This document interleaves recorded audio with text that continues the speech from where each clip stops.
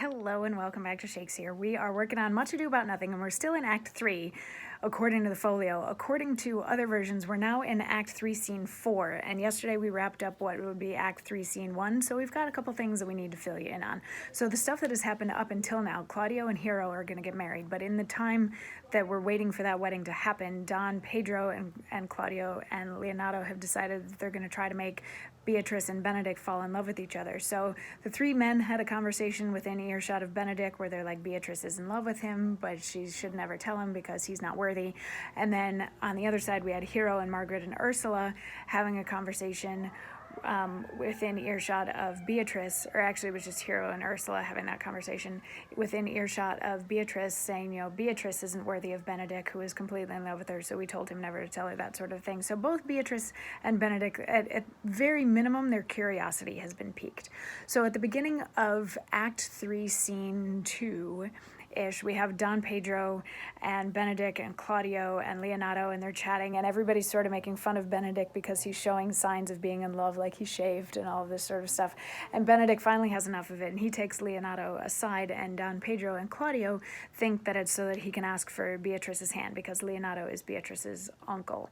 We don't really know where Beatrice's dad is, probably died at some point. Anyway, so those two go off, and then we just have Claudio and Don Pedro, but then Don John comes in, and he's like, I know something that you might want to know. Let's come stand outside Hero's window, because I think that she's being unfaithful to you. So come and stand outside the window tonight, because remember, Don John is trying to cause some trouble, and he and Borachio had decided that Borachio would woo Margaret, who happens to be standing in Hero's room, and then if Borachio goes in, then it looks like somebody other than Claudio is going into Hero's bedroom in the middle of the night, and they can prove that Hero is being unfaithful. So Don John plants this idea in the heads of Don Pedro and Claudio that they should come and take a look at what happens outside Hero's bedroom window tonight. And both Don Pedro and Claudio are like, well, if that happens, then the wedding's not going to happen, and we're going to make a public spectacle out of Hero and all that sort of thing, blah, blah, blah. So they go off.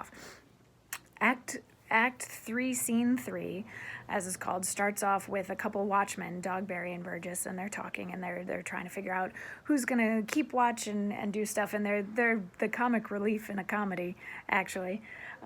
There's a lot of, Dogberry is the lead watchman, but he's not necessarily very good at it and everything like that, so they end up deciding that in order to keep watch, they're going to sit on this bench until somebody comes to relieve them of their duties.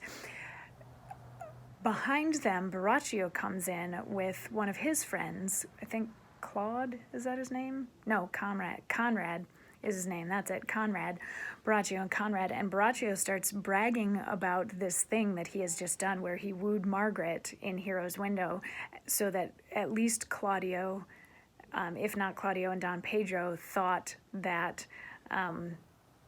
that Hero was being unfaithful, and he says, he got paid 1,000 units of money for this, and he's kind of proud about it, but Dogberry and Burgess overhear this, so they arrest him and take him off. So now we're in Act 3, Scene 4, which starts off like the following morning, and we're in Hero's room, and she's getting ready for the wedding, and she sends Margaret to get Beatrice, and she's there with Ursula, who's like, or maybe it's the other way around. She's there with one of her ladies who's like, no, you shouldn't wear that ruff. This ruff is prettier, and that woman had a lovely gown, but your gown is even lovelier, and stuff like that. And Beatrice comes in, and the ladies start making fun of Beatrice because Beatrice is showing these signs of being in love. Beatrice keeps saying that she's sick, but the other ladies are like, no, you're in love, you're in love. And until finally Beatrice is like, there's some moral thing that you have going on here. And by moral, she means like a double entendre or other nefarious meanings to what she's saying.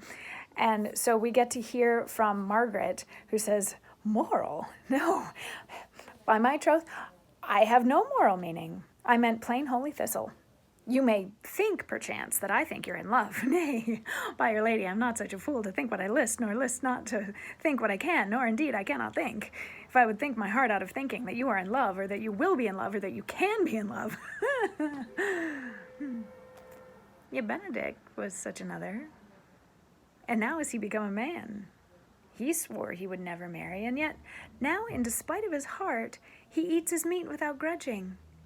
and how you may be converted, I know not, but methinks you look with your eyes as other women do. So she's teasing Beatrice. She's teasing Beatrice by doing the whole, like, I can't speak for you. I can't say what's going on in your head, like none of this sort of stuff.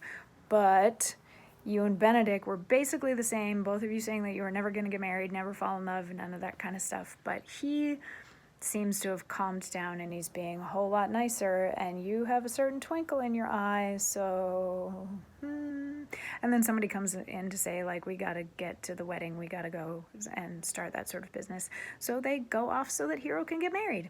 But yeah, since her fiance now thinks that she's been unfaithful, what do you think's gonna happen at the wedding? I don't know, we'll find out tomorrow, because that's a good place to stop, because that's the end of Act 3, Scene 4, as it is known in many versions, even though in the folio we're still just in Act 3. So tomorrow we will, tomorrow are we in Act 4 already? Let me double check that.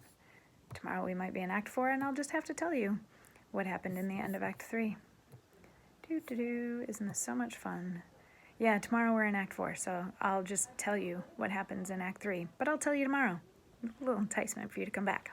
I'll see you then. Mwah.